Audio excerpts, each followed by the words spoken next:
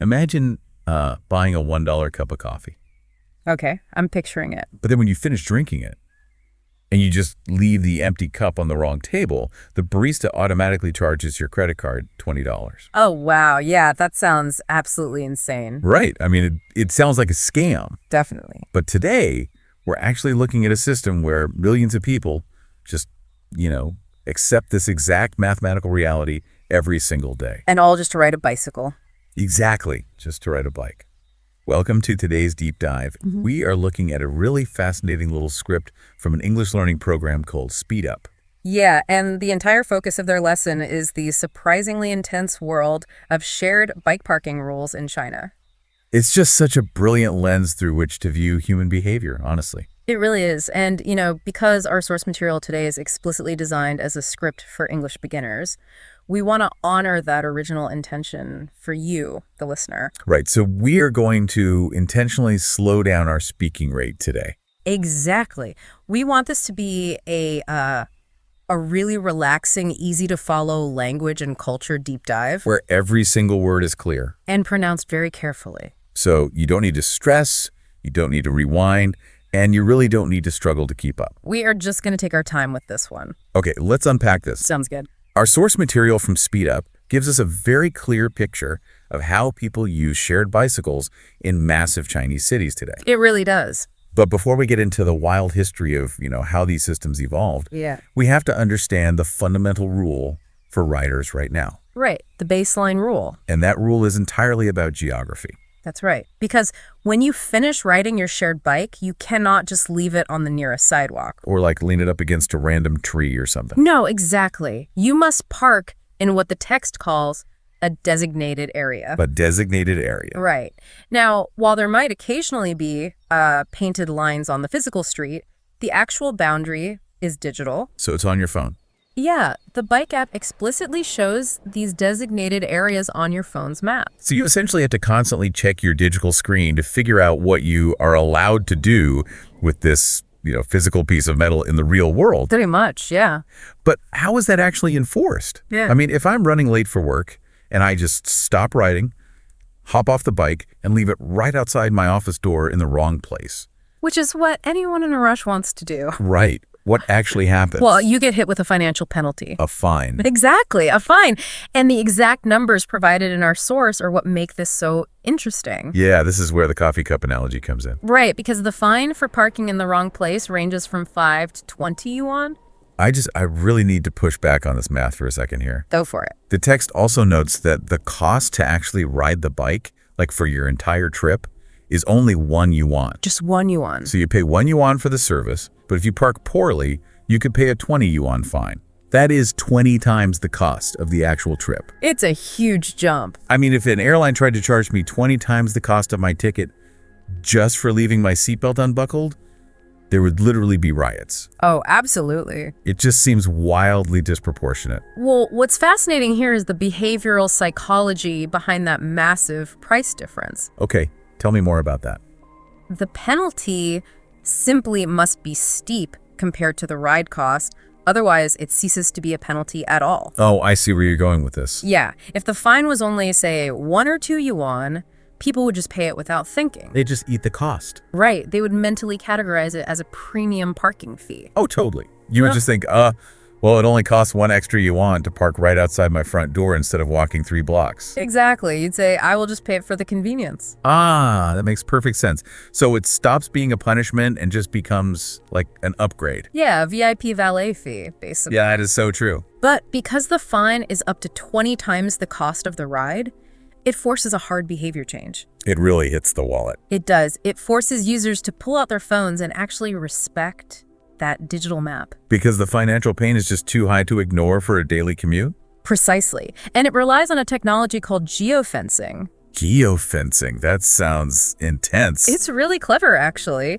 The app uses GPS to draw an invisible electronic fence around the approved parking zones. Okay. When you try to lock the bike, the system checks its exact location. And if it's outside the zone? If the bike is outside that invisible fence, the app warns you, and then if you still lock it, it charges your account. But the text from Speed Up brings up a very, very practical problem here. It does, yeah. Because what if you look at your map and there is no designated area anywhere near your final destination. Right, what do you do? Gives a very specific, almost punishing piece of advice. It explicitly states that if you cannot find a designated area, you must keep riding. Wait, hold on. You have to keep riding. Well, you have to keep riding until you find one. But the entire selling point of a shared bike is convenience. I know. Are you telling me people actually pedal past their own office building, park 3 blocks away, and then walk back just to avoid a penalty? That is exactly what happens. Doesn't that defeat the whole purpose of using the bike to save time? It does require a sacrifice of convenience. I mean, you definitely have to travel further than you want to sometimes. That sounds super frustrating. It can be. Yeah. But to understand why these companies and these city governments are willing to force that inconvenience onto the rider, we really have to look at the history. The history of the bikes. Right. We have to look at what these cities were like before this digital fence was built. Okay, yeah. The source notes that this shared bike system operates in most of China's mega cities. Huge cities. We're talking about places like Beijing, Shanghai, Guangzhou, and Shenzhen. Yeah. These are sprawling, intensely, densely populated urban centers with literally tens of millions of residents. And in the early days of shared bikes in these massive cities, the rules simply did not exist. There were no rules. None. The parking was entirely, as the text says, random. Wow.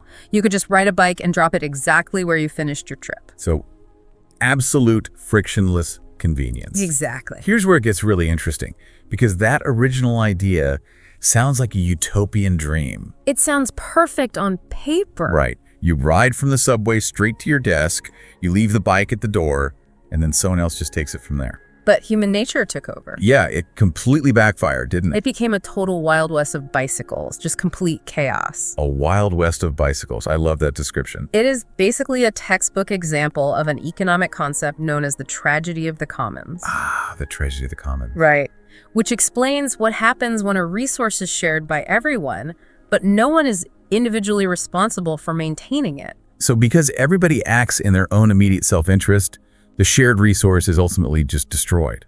Exactly. When millions of people do whatever is slightly more convenient for them in that exact second, the public space suffers immensely. And the text notes that bikes were left absolutely everywhere. Everywhere. And we're not just talking about, a few tipped over bicycles on a corner. No, it was way worse than that. We're talking about sidewalks entirely blocked, just forcing pedestrians to have to walk in busy streets. Pyramids of tangled metal. Yeah.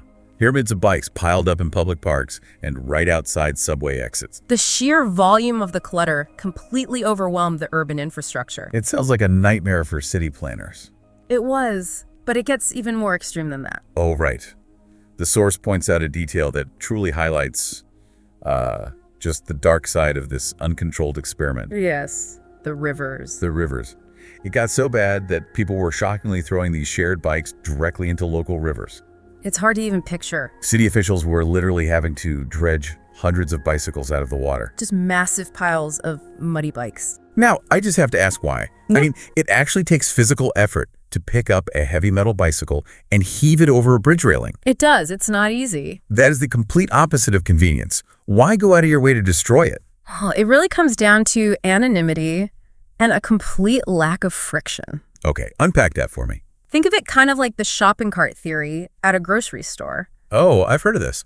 Yeah, so returning a shopping cart to the rack is a minor inconvenience, right? Right. It relies entirely on the honor system and the social contract. Because there's no digital lock on the cart. Exactly, and no one is going to arrest you if you leave it in the middle of the parking lot. Right, so if you are feeling lazy or it's raining, you just leave the cart between two cars and you drive away. Exactly. Now, take that lazy impulse and multiply it by millions of people. Oh, wow. Remove all social pressure because the bikes belong to a faceless tech company. And place it in a densely packed megacity. Exactly. People felt absolutely zero ownership. So the bikes just became disposable trash in the eyes of the public. Pretty much. If a bike was blocking your path, you didn't politely move it out of the way. You shoved it into a ditch. Or you tossed it in a river. The anonymity of those early apps meant zero accountability. Wow. Turned a brilliant green transportation idea into just a chaotic public nuisance. It really did. The cities were literally drowning in disorganized bicycles. Which perfectly explains why the hammer had to come down. Yeah, when a city is fishing thousands of bikes out of its waterways, a polite request to park nicely just isn't going to cut it anymore. Precisely. The strict digital boundaries, those geofenced designated areas, and those massive 20 yuan fines, they were a direct, desperate reaction to the chaos. The technology basically had to step in where the social contract completely failed. And according to our source material, it actually worked. Really? Yeah, the text explicitly notes that the situation in these big cities is now, quote, much better. Much better. So the invisible digital fence brought physical order back to the concrete streets. It really did. But, it makes you wonder about the worst offenders. The people who just won't listen. Right, because let's be honest, there are always people who think the rules do not apply to them. Always. What if someone is very wealthy or just incredibly stubborn? What if a 20 yuan fine isn't enough to stop them from parking randomly? Well, the source text addresses this directly. It does. Yes. There is essentially a digital death penalty for people who refuse to conform. A digital death penalty, the ultimate consequence. Exactly. For repeat offenders, right? People who just break the parking rules again and again. Yes. If you are a repeat offender, your account gets completely banned. Man, let's really talk about what a ban actually means in a modern connected city today. It's huge. It is not just a slap on the wrist. It means you are locked out of the ecosystem entirely. You really are. The app will refuse to unlock a bicycle for you, no matter how much money is in your digital wallet. You are exiled from the system. And if we connect this to the bigger picture, this is about far more than a tech company just protecting its physical assets. What is it about then? It highlights a core philosophy explicitly stated in the text. No. The philosophy of community sharing. Oh, right. The source says it very plainly shared. Bikes are for everyone. Everyone. So if you park badly, you actually prevent other people from using them. Yes. If you hide a bike inside your private apartment complex just so you can use it again tomorrow morning, Which people definitely do. or if you throw it in a river, you are effectively stealing a resource from the public. Sharing bikes means sharing responsibility. Exactly. That is the central thesis of the source material. It is a withdrawal from the social contract. Your individual actions directly impact community resources. So the system demands that you transition your mindset from being just a passive consumer to being an active, responsible community member. Exactly right. I want you, the listener, to pause and just imagine the weight of that for a second. It's a big deal. Imagine how disruptive it would be to suddenly lose access to your primary mode of transportation. Without warning. Yeah, imagine waking up one morning. You are already 10 minutes late for work. You rush up to a shared bike on the corner. You scan the QR code with your phone. And a giant red message pops up on your screen. Right, saying account banned. And it is entirely due to your own lack of responsibility. And you are now forced to walk miles in the heat or pay for a much more expensive taxi every single day from that moment forward. It would completely shatter your daily routine. It really would. That kind of leverage is just incredibly powerful for shaping human behavior. It is powerful, and it is necessary to ensure the system remains functional for the millions of people who do respect the rules. Wow. Okay, we have explored the invisible digital fences, the wild history of bikes in rivers, and the philosophy of public resources. We covered a lot of ground. We did. Now, since our source today is literally an English learning tool from the Speed Up program, we are going to put you in the hot seat. Yes, time for some practice. We are going to transition into a quick language lab. We will do a deliberate, slow-paced vocabulary review of the core concepts we just discussed. This is a perfect opportunity for you, the listener, to practice your listening comprehension and your pronunciation. We have extracted 5 key words and sentences directly from the source text. So here is how it will work. We will introduce the word, give its clear definition, and then read the practice sentence very slowly. And we strongly encourage you to repeat the sentences out loud wherever you happen to be listening right now. Yes, definitely say them out loud. Let's begin. I will start with the first phrase. The phrase is designated area. Designated area. The definition is a special, specific place for parking. Got it. I will read the sentence, then I will pause. You must park in a designated area. Now you try saying it. You must park in a designated area. Excellent. Okay, the second word is fine. Fine. The definition is money you must pay as a punishment when you break a rule. Here is the practice sentence. I will say it, then you repeat it after me. Parking in the wrong place costs a fine. Go ahead and try. Parking in the wrong place costs a fine. Awesome. Very good. The third word is randomly. Randomly. The definition is doing something without planning, order, or rules. Makes sense. Here is the sentence for you to practice. Do not park shared bikes randomly. Your turn. Do not park shared bikes randomly. Great job. Okay, the fourth word is short, but it carries a lot of weight. The word is ban. Ban. Definition is to officially stop someone from doing something or using a service. Just like losing your account. Exactly. Listen to this sentence and say it out loud. Repeat offenders get banned. Go ahead. Repeat offenders get banned. Perfect. And our fifth and final word for today is responsibility. Responsibility. The definition is your duty to do the right thing for the people around you. A very important concept. Here is the final practice sentence. Sharing bikes means sharing responsibility. Let's hear you say it. Sharing bikes means sharing responsibility. Wonderful. You know, taking the time to actually vocalize these words out loud is the absolute best way to lock them into your long-term memory. It really is. It physically connects the mechanical act of speaking with the cognitive act of understanding. It builds those neurological pathways. Exactly. Now, before we finish up today's deep dive, the source material offers one final challenge. Yes, a little hest. And we want to pass this challenge directly on to you. It is a fill-in-the-blank exercise to test your comprehension of the rules we just learned. So think carefully about everything we have discussed today regarding locations and consequences. I am going to read a sentence with two missing parts, and I want you to mentally fill in the blanks. Ready? Here is the sentence. I always park my shared bike in blank because blank. Take a second to think about it. I always park my shared bike in blank because blank. Okay, let us think about the correct answers. Based on the rules, the first blank should obviously identify the correct location. Right, so it should be, I always park my shared bike in a designated area. Spot on. And the second blank requires the motivation or the reason why you actually do it. So you could say, because I do not want to pay a 20 yuan fine.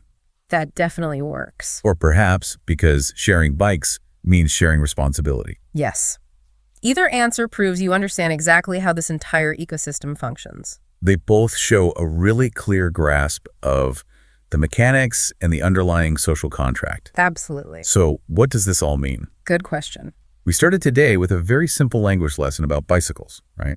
Yeah, just reading a script from Speed Up. But we ended up uncovering a massive story about urban planning, human psychology, and the very delicate balance of community respect. It really demonstrates how a seemingly minor logistical rule can completely transform the physical landscape of a whole society. It's amazing. And I want to leave you with a final thought to mull over today. Okay, let's hear it. Today, we saw how a simple GPS map on a smartphone, combined with a relatively small financial penalty, completely revolutionized how millions of people treat physical objects in a sprawling city. Yeah, they went from literally throwing metal bicycles into rivers to parking them neatly in invisible digital squares. Exactly. So what other messy, chaotic human behaviors out there could be instantly solved with just a little bit of clever digital structure? Oh, wow, that is a brilliant question. Think about it. Yeah, think about the daily chaos in your own city, whether it is traffic or littering or noise. And imagine how an invisible digital fence might fix it overnight. Such a fascinating concept. Well, thank you so much for joining us for this slow, clear, and deeply thoughtful deep dive into the source material. It was great. We really enjoyed taking our time and unpacking this with you. It was an absolute pleasure. Until next time, keep practicing your vocabulary, and wherever you go in the world, park responsibly.